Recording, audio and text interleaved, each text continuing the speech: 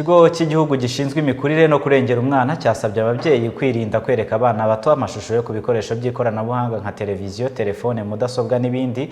Abagore batwite nabo kandi basabwe kwirinda gutinda ku bikoresho by'ikoranabuhanga kandi bakagendera kure filime ziteye ubwoba ndetse n'iz'urukozasoni. Ibi iki kigo kibivuze mu gihe ubushakashatsi bwamaze kugaragaza ko kwereka abana bato amashusho yo ku bikoresho by'ikoranabuhanga bibagiraho ingaruka zitandukanye zirimo no gusinzira nabi. Reka tubikurikire mu nkuru ya Daniel Hakizimana.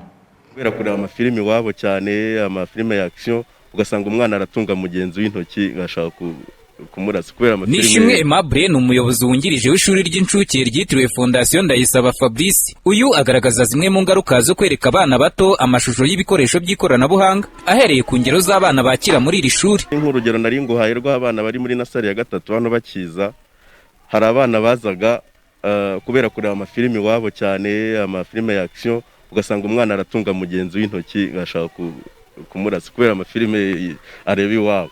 Ariko buhoro buhoro ko tugenda tubakurikirana, tubahindurira imikino, tubahindurira ibyo bareba, ubona ko bigenda bishira no kuganira imikinire yabo hano, ubona ko hari undi murongo batangiye mushyashya kandi mwiza. Ubushakashatsi buherutse gushyirwa ahagaragara n'umuhanga mu by'imikorere y'imitsi ndetse no mu by'imitekerereze Umunyakanada Joel Monze bugaragaza ko amashusho yo ku bikoresho by'ikoranabuhanga nka televiziyo, telefone, mudasobwa n'ibindi ngo abangamira imikurire y'ubwonko bw'abana bakiri bato, cyane cyane abayareba kenshi. Ikindi ngo bishobora gutuma umwana agira ibibazo byo gusinzira nabi cyangwa akagira umubyibuho ukabije. Nabajije abaturage mu ngeri zinyuranye barimo n'ababyeyi niba bazi ingaruka zo kwereka abana bato amashusho yo ku bikoresho by'ikoranabuhanga, maze basubiza ko ikibi ni amafilime y'urukozasoni, ariya y'indwano, arimo ibyuma n'ibira by'imbunda. Mbese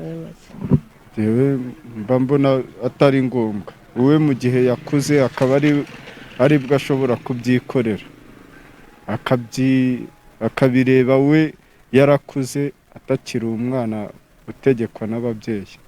Umwana niba ashaka kuba yareba filime zino z'imirwano, ejo ashobora kujya kwakitinga ibyo yabonye ugasanga abivuyemo gukomereka, cyangwa ugasanga umwana akuranye indi mico bitewe n'ibyo yabonye ku mateleviziyo. Ikigo cy'igihugu gishinzwe imikurire no kurengera umwana cyo gisaba ababyeyi kwirinda kwereka abana bato amashusho yo ku bikoresho by'ikoranabuhanga nka televiziyo, telefone, mudasobwa n'ibindi, kandi ngo abagore batwite nabo bakirinda gutinda ku bikoresho by'ikoranabuhanga ndetse bakagendera kure ibyo kureba filimi ziteye ubwoba n'iz'urukozasoni kuko ngo byagira ingaruka ku mwana uri mu nda. Robert Ford ashinzwe kurinda abana ihohoterwa rikorewe kuri murandasi mu kigo cy'igihugu gishinzwe imikurire no kurengera umwana. Kumara umwanya muremure cyane ku ikoranabuhanga muri za telefoni cyangwa se za murandasi bigatuma umwana byamuhungabanya mu buzima busanzwe. Mu gihembwe cya mbere hagati y'amezi 0 n'amezi 9 umwana ari mu nda ya nyina, ni ukuvuga ngo ibyo nyina abona kuri murandasi cyangwa se yitaho ku ikoranabuhanga bifite ingaruka ku mwana akabyara. Niba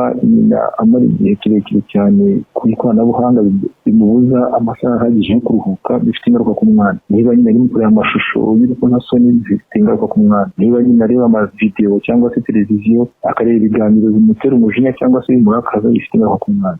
Abana b'incuke rero turi kugenda dukangurira ababyeyi yuko bagira uruhare rukomeye mu byerekeranye n'ukuntu umwana muri icyo gihembwe cyangwa se muri icyo gihe, muri uru rugero uko yabyifatamo mu ikoranabuhanga. Iby'uko abana bato usanga berekwa amashusho yo ku ikoranabuhanga ngo biterwa n'iterambere ryaryo ku isi. Kuri ubu u Rwanda rwo ruri gutegura imfashanyigisho izajya yifashishwa n'ababyeyi mu kurinda abana mu byiciro binyuranye ingaruka mbi ziterwa no gukoresha ikoranabuhanga. Daniel Hakizimana, Flash TV.